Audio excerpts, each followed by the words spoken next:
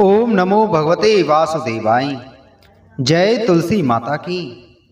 प्रिय भक्तगणों, आज मैं आपको नित्य नियम से सुनी जाने वाली तुलसी माता की 7 कहानी सुना रहा हूं।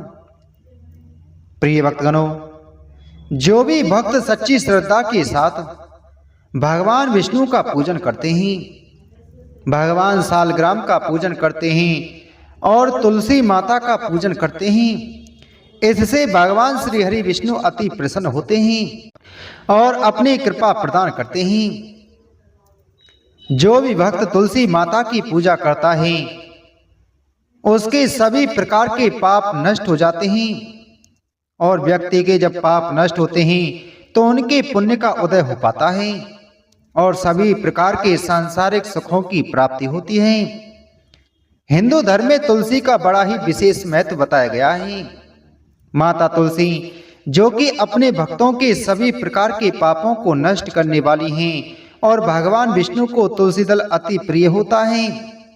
बिना तुलसी दल के भगवान विष्णु पूजा स्वीकार नहीं करते और जहाँ पर भी तुलसी का वृक्ष होता है वहां पर यम के दूत भी नहीं आते और जाते हैं। इसीलिए सभी भक्तों को तुलसी माता की पूजा जरूर करनी चाहिए और तुलसी माता के नीचे दीपक जलाना चाहिए और तुलसी दल भगवान विष्णु को अर्पित जरूर करना चाहिए। इससे तुलसी माता और भगवान विष्णु का आशीर्वाद प्राप्त होता है। प्रत्येक दिन भगवान विष्णु का पूजन करना चाहिए और भगवान विष्णु के साथ साथ माता तुलसी का भी पूजन जरूर करना चाहिए। भगवान विष्णु और माता तुलसी का दोनों का एक साथ कृपा प्राप्त होती है। बहुत समय पहले की बात है, एक कन्या थी। जब वह थोड़ी बड़ी हुई तो उसको समझ आने लगी, तब से ही वह तुलसी माता की पूजा करने लगी। उसके प्रतिदिन का नियम था कि तुलसी माता जी का पूजन करने के बाद ही खाना खाती थी। जब वह कन्या शादी के लायक हुई तब उसके माता पिता ने उसकी शादी करवा दी। कन्या को उसके माता पिता ने दहेज में भी एक तुलसी का गमला दिया। ससुराल में वह प्रतिदिन सवेरे उठते ही पूजा करती, फिर उसके बाद ही खाना खाने बैठती थी। उसकी 2 जेठानियां थीं, वो दोनों उसका मजाक उड़ाती थीं कि बड़ी नियम धर्म वाली बनती है। उन दोनों को उससे बहुत ईर्ष्या होती थी, इसलिए वो दोनों तुलसी जी का गमला भी छुपा देती थी। वह कन्या बड़ी मुश्किल से गमला ढूंढ कर लाती, अच्छे से पूजा करती और फिर खाना खाती।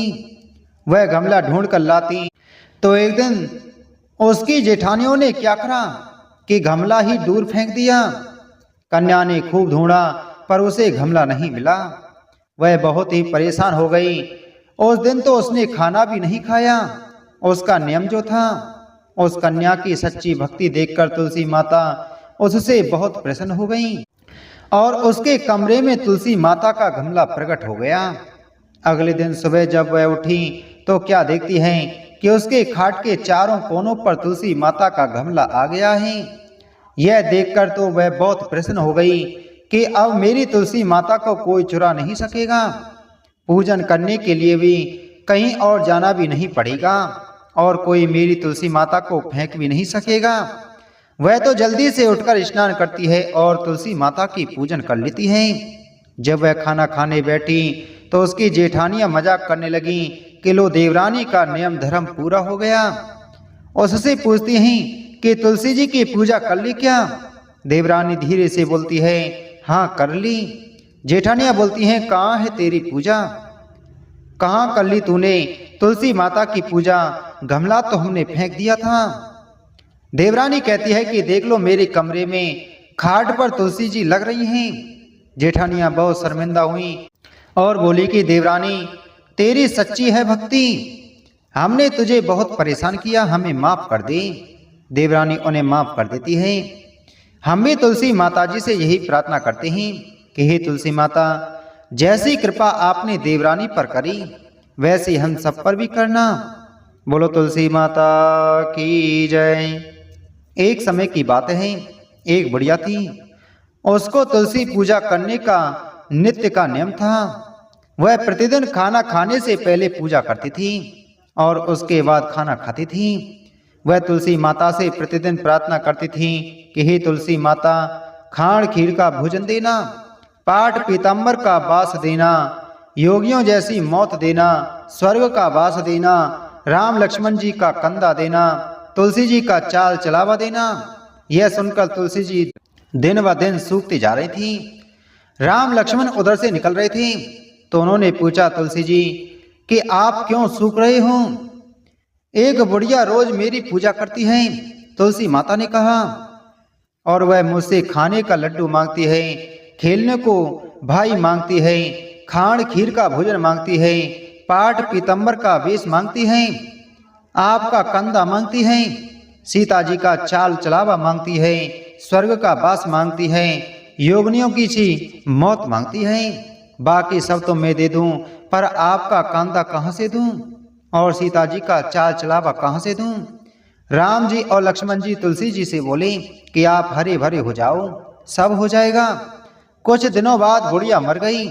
लोग इकट्ठे होने लगे क्योंकि ले जाने के लिए, उसको तैयार करने के लिए उठाने लगे तो वह इतनी भारी हो गई कि उसको लोग उठा नहीं पाए, उसको हिला भी नहीं पा रहे थे। लोग कहने लगे कि बुढ़िया इतनी भारी कैसे हो गई?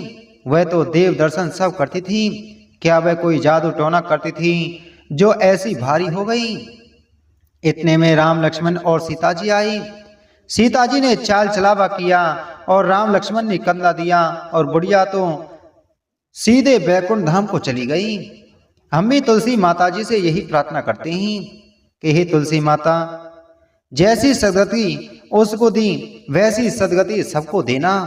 बोलो तुलसी माता की जय। एक समय की बात है, एक ब्राह्मण था। वह प्रतिदिन मंदिर जाता था। वह प्रतिदिन तुलसी माता की पूजा करता था। वह तुलसी माता से प्रतिदिन प्रार्थना करता था कि हे तुलसी महारानी, मेरे आनंद करना। तुलसी माता ने सोचा कि यह ब्राह्मण तो बहुत सीधा है और गरीब है और प्रतिदिन मेरी पूजा करता है, मैं इसके कुछ ना कुछ करना चाहती हूँ। तो तुलसी महारानी एक कन्या का रूप बनाकर बैठ गई और उस ब्राह्मण को बोला कि ब्राह्मण, मैं भी तेरे घर आना चाहती हूँ। ब्राह्मण ने सोचा कि 6 लड़कियां तो मेरे पहले से ही हैं और 7 लड़कियों का मैं कैसे पालन पोषण करूंगा, लड़कियों की शादी कैसे कराऊंगा, मेरे पास तो कुछ भी ऐसा नहीं है। यह विचार करके वह बहुत परेशान रहने लगा। उसको तो खाना भी नहीं भा रहा था। उसकी औरत ने कहा कि क्या बात है, आजकल बहुत दुखी रहने लग गए हो। तो इस पर ब्राह्मण बोला कि मैं मंदिर जाता हूँ, वहां पर एक छोटी सी सुंदर सी कन्या बैठी है और वह कहती है कि ब्राह्मण, मैं आपके घर आऊं। उसकी पत्नी बोली कि अरे, इसमें परेशान होने की क्या बात है, आ रही है तो आने दो। ब्राह्मण बोला कि पहले से अपने 6 लड़कियां तो है ही, उनकी भी अपने को शादी भी करवानी है। तो इस पर ब्राह्मणी बोली कि अरे, ये तो कोई बात नहीं है, अपनी 6 लड़कियों की शादी कराएंगे, वैसे 7वीं की भी करा देंगे, अपनी 7 लड़कियों की शादी साथ में करवा देंगे। अगले दिन जब वह ब्राह्मण मंदिर गया तो उस छोटी कन्या ने पूछा, ब्राह्मण, मैं आपके घर आऊं? तो ब्राह्मण बोला कि हाँ चल बेटा। उनको वह घर पर ले आ गया। तुलसी माता के कन्या के रूप में ब्राह्मण के घर आने से ब्राह्मण के घर बहुत आनंद हो गया। घर में लक्ष्मी जी की बारिश हो गई। जब ब्राह्मण 7 कन्याओं की शादी करने के लिए वर ढूंढने लगे तो उस छोटी कन्या ने कहा कि मेरे तो सालग्राम जी के मंदिर में जाकर सालग्राम जी को बोलना कि बारात लेकर आए और मेरी 6 बहनों के लिए अपनी इच्छा के अनुसार वर ढूंढ लेना। तुलसी महारानी की मेहरबानी से उसके तो सब जेवर, कपड़ा, खाना सब तैयार हो गया और अच्छी धूमधाम से उनकी शादी हो गई और उस ब्राह्मण की तुलसी माता टूटवान हुए। हम भी तुलसी माता जी से यही प्रार्थना करते हैं कि हे तुलसी माता, जैसे आप ब्राह्मण पर टूटवान हुए वैसे हम पर भी होना और जैसा आनंद ब्राह्मण के करा वैसे हम सबके करना। बोलो तुलसी माता की जय। एक समय की बात है, एक गांव में एक बुजुर्ग महिला रहा करती थी। वह बहुत ही पूजा पाठ किया करती थी। वह रोज तुलसी माँ की पूजा करती थी और वह बुजुर्ग महिला रोज तुलसी माँ से कहती थी, हे तुलसी माँ, तुम मुझे बहू दे, पीताम्बर की धोती दे, मीठा मीठा घास दे, बैकुंठ में बास दे, चटक की चाल दे, पटक की मौत दे, चंदन का काट दे, रानी सा राज दे, दाल भात का भोजन दे, और 11 की मौत दे, और कृष्ण जी का कांदा दे। वह बुजुर्ग महिला तुलसी माता की रोज पूजा करती और उनके बिडले को रोज सींचती। तुलसी माता बुजुर्ग महिला की बात सुनकर धीरे धीरे सूखने लगी। तभी वहां पर श्री कृष्ण जी ने देखा कि तुलसी माता सूख रही हैं, और तभी एक दिन भगवान श्री कृष्ण जी तुलसी माता जी के पास प्रकट हो गई, और भगवान श्री कृष्ण जी ने तुलसी माता से पूछा, हे तुलसी, तुम क्यों सूख रही हो? सभी महिलाएं तुम्हारी पूजा करती हैं और तुमको सींचती हैं, लेकिन फिर भी तुम सूखती जा रही हो। इसका क्या कारण है? जिसके बाद तुलसी माता ने भगवान श्री कृष्ण जी से कहा कि हे प्रभु, एक बुजुर्ग महिला मेरे पास रोज आती है और रोज एक ही बात बोलती है, हे तुलसी माता, सबकी दाता, मैं तेरा बिडला सींचती हूँ, तुम मुझे बहू दे, पीताम्बर की धोती दे, मीठा मीठा घास दे, बैकुंठ में बास दे, चटक की चाल दे, पटक की मौत दे, चंदन का काट दे, रानी सा राज दे, दाल भात का भोजन दे, 11 की मौत दे, और कृष्ण जी का कांदा दे। मैं उस बुजुर्ग महिला की सारी मनोकामना पूरी कर सकती हूँ, लेकिन उसकी एक मनोकामना पूरी नहीं कर सकती। मैं कृष्ण जी का कांदा कहाँ से दूंगी? तभी भगवान श्री कृष्ण जी तुलसी माता की बात सुनकर जोर जोर से हंसने लगी, और फिर भगवान श्री कृष्ण जी ने तुलसी माता जी से कहा, तुम चिंता मत करो, जब वह बुजुर्ग महिला की मृत्यु होगी तब मैं स्वयं ही उसको कांदा देने आ जाऊंगा, और तुम उस बुजुर्ग महिला से यह कह देना। जिसके बाद भगवान श्री कृष्ण जी तुलसी माता को यह बताकर वहां से अदृश्य हो गए, और धीरे धीरे कुछ दिन बाद बुजुर्ग महिला की मृत्यु हो गई। तभी कुछ बुजुर्ग महिला के आसपास रहने वाले सभी लोग आ गए, और उन्होंने उस बुजुर्ग महिला के अंतिम संस्कार के लिए उसको जैसे ही उठाया तो वह बुजुर्ग महिला वहां पर किसी भी व्यक्ति से नहीं उठी। तभी वहां पर अचानक से एक बच्चा आया और सभी से कहने लगा, मैं इस बुजुर्ग महिला के कान में कुछ कहूंगा जिससे यह बुजुर्ग महिला हल्की हो जाएगी और आप सभी लोग इनको आराम से उठा सकोगे। यह सुनकर सभी लोग बहुत ही आश्चर्यचकित हो गए और कहने लगे, ऐसा कैसे हो सकता है? और सभी लोगों ने उस बच्चे को बालक समझकर वहां से भगा दिया। लेकिन वहां पर उपस्थित एक बुजुर्ग आदमी ने उस बच्चे से कहा कि जाओ, तुम्हें जो कुछ कहना है कह लो। लेकिन सभी लोगों को यह नहीं पता था कि बच्चे के रूप में भगवान श्री कृष्ण खुद ही वहां आए हैं उस बुजुर्ग महिला को कांदा देने के लिए। जिसके बाद भगवान श्री कृष्ण जी ने उस बुजुर्ग महिला के पास जाकर उसके कान में जाकर कहने लगे, माई मन की निकाल ली, पीताम्बर की धोती ले, मीठा मीठा घास ले, बैकुंठ में वास ले, चटक की चाल ले, पटक की मौत ले, चंदन का काट ले, और अब ले कृष्ण जी का कांदा भी ले। भगवान श्री कृष्ण के इतना बोलते ही वह बुजुर्ग महिला हल्की हो गई। फिर भगवान श्री कृष्ण जी के साथ सभी लोगों ने मिलकर उस बुजुर्ग महिला को कांदा दिया और उस बुजुर्ग महिला का अंतिम संस्कार किया। जिसके बाद उस बुजुर्ग महिला को मोक्ष प्राप्त हो गया और उस बुजुर्ग महिला को स्वर्ग की प्राप्ति हुई। तुलसी में माता लक्ष्मी जी का वास होता है। तुलसी जी का पेड़ लगाने से घर में सुख शांति और समृद्धि बनी रहती है और तुलसी जी की पूजा करने से मोक्ष की प्राप्ति होती है। बोलो तुलसी माता की जय। एक समय की बात है, एक सेठ सेठानी थी। सेठानी बहुत नियम धर्म वाली थी। वह सेठानी प्रतिदिन लक्ष्मी माता, गणपति, सूर्य नारायण, पथवारी माता और तुलसी माता की कहानी कहती थी। उनके घर में एक आंवले का पेड़ था। वह प्रतिदिन एक आंवला ब्राह्मण को दान में देती थी और आराम से रहती थी। एक दिन क्या हुआ कि पड़ोसन सेठानी जी की बहू को कहने लगी कि सेठानी जी, प्रतिदिन एक आंवला तो देती हो, तुम्हारे भी तो बच्चे हैं, प्रतिदिन ना देकर एक दिन छोड़कर एक आंवला दे दिया करो। तो कोई बात नहीं।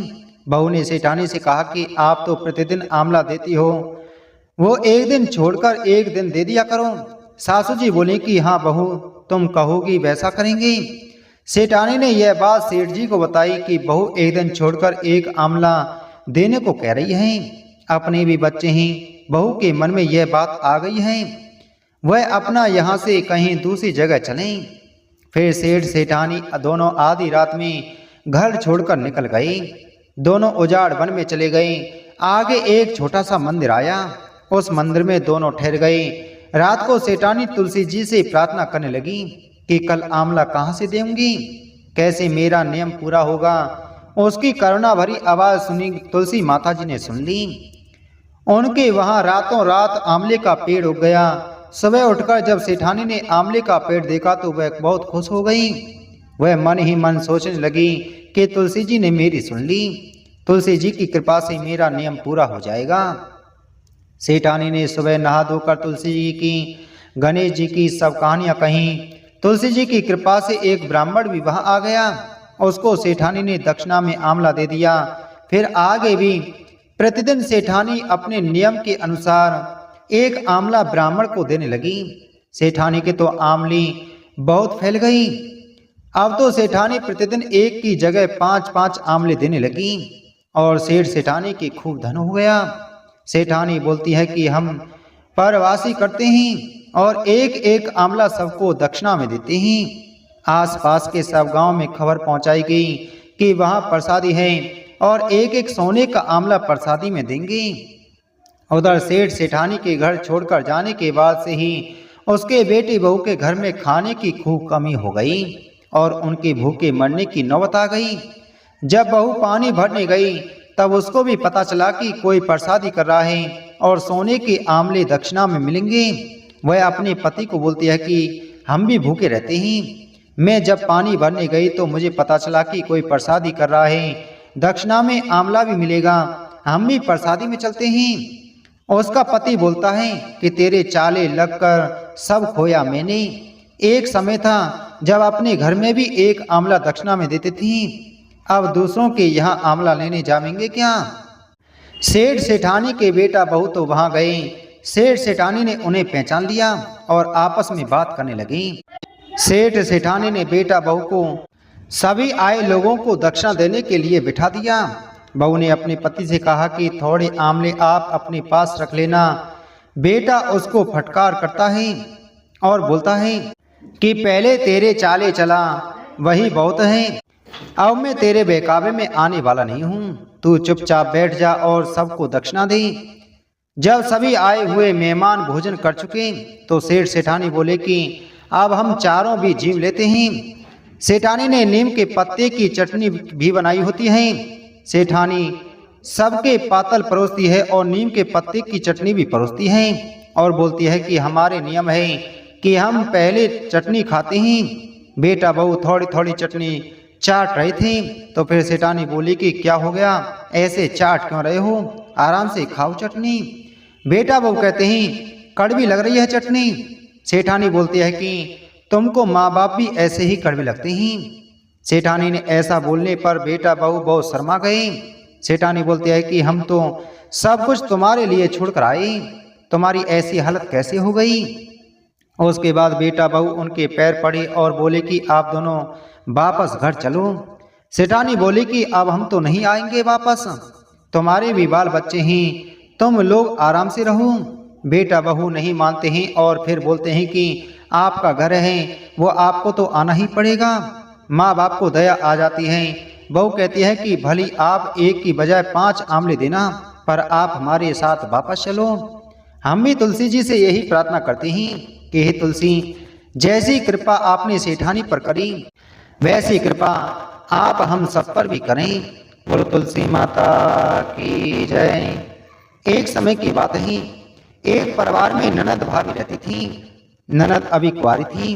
वह तुलसी जी की बड़ी सेवा करती थी, पर भाभी को यह सब फूटी आंख नहीं सुहाती थी।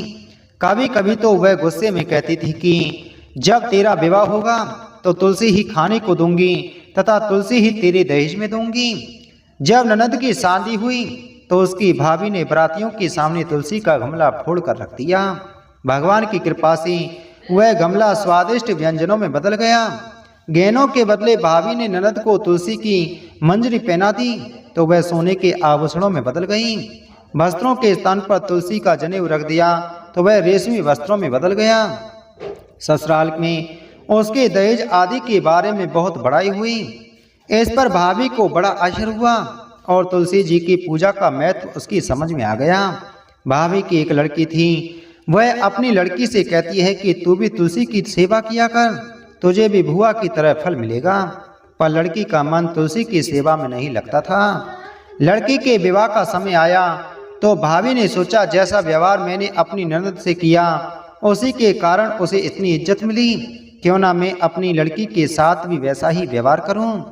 उसने तुलसी का गमला फोड़कर बरातियों के सामने रख दिया, परंतु वह इस बार मिट्टी मिट्टी ही रही।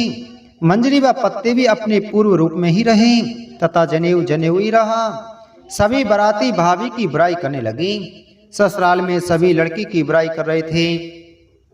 भाभी ननद को कभी घर नहीं बुलाती थी। भाई ने सोचा मैं ही बहन से मिलाऊं। उसने अपनी इच्छा पत्नी को बताई तथा सौगात ले जाने के लिए कुछ मांगा। भाभी ने थैली में ज्वार भरकर कहा, और तो कुछ है नहीं, यही ले जाओ। वह दुखी मन से चल दिया। भला बहन के घर कोई ज्वार लेकर आता है। बहन के नगर के समीप पहुंचकर उसने एक गौशाला में गाय के सामने ज्वार का थैला उलट दिया। तभी गौपालक ने कहा, ए भाई, सोना मोती गाय के आगे क्यों डाल रहे हो। भाई ने उसको सारी बात बता दी तथा सोना मोती लेकर प्रसन्न मन से बहन के घर पहुंच गया। बहन बड़ी प्रसन्न हुई। तुलसी माता की पूजा करने से सभी की मनोकामना पूरी होती हैं और सभी प्रकार के कष्ट दूर हो जाते हैं। बोलो तुलसी माता की जय।